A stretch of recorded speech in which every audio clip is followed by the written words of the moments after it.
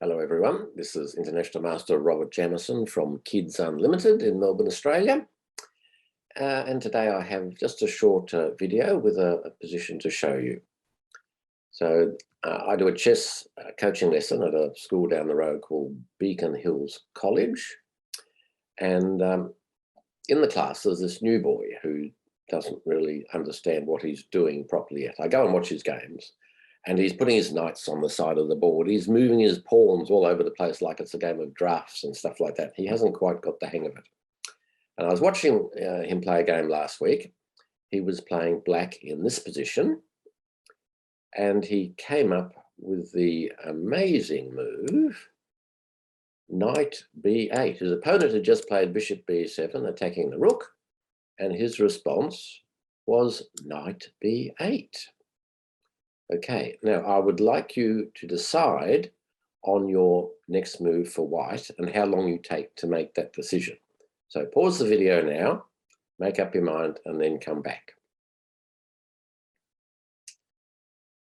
Okay, I hope you've decided. It wasn't terribly difficult, I imagine, for most of you. It's a really obvious move for white. Bishop takes rook. Wins the rook for nothing. He's already a piece for a pawn up.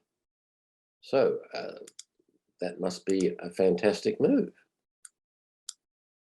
But the question is it the best move? See, one of the things that I focus on as a chess coach is what people think about when they're deciding on their moves.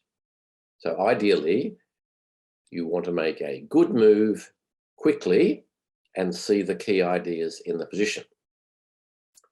Now, chess is a war game, but the trouble is most people just think like a soldier. So they're in the moment, it's their turn to move, so they're looking for a move.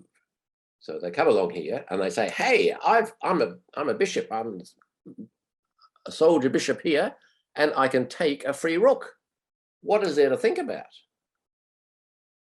But there's old saying, of course, if you see a good move, look for a better one. So a better player would have a little bit of a look around. Well, that's a great move, but have I got anything else?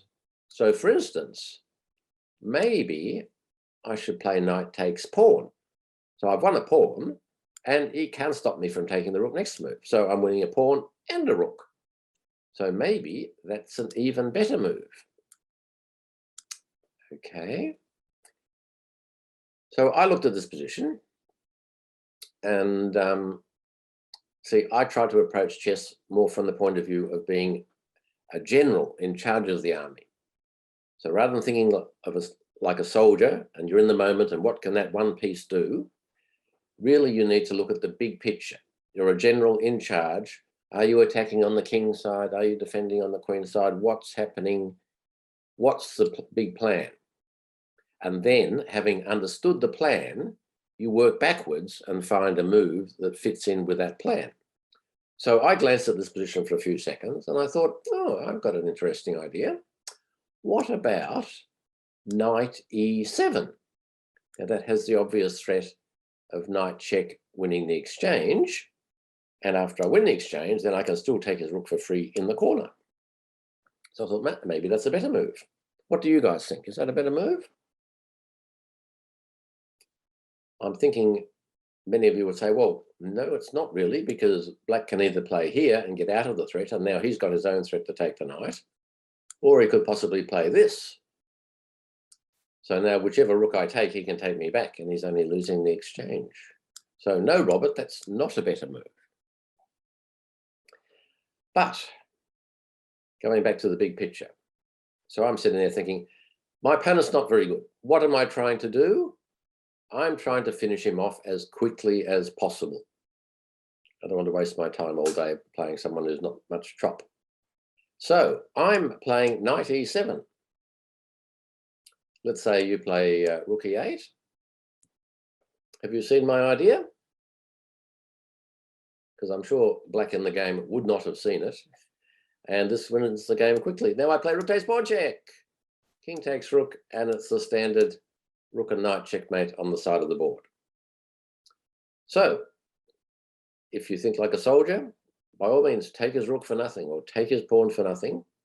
But if you want to become a good player, look at the big picture, understand what's happening, and then work your way down to an individual move. So I hope that piece of advice helps you in your chess games. See you in the next video.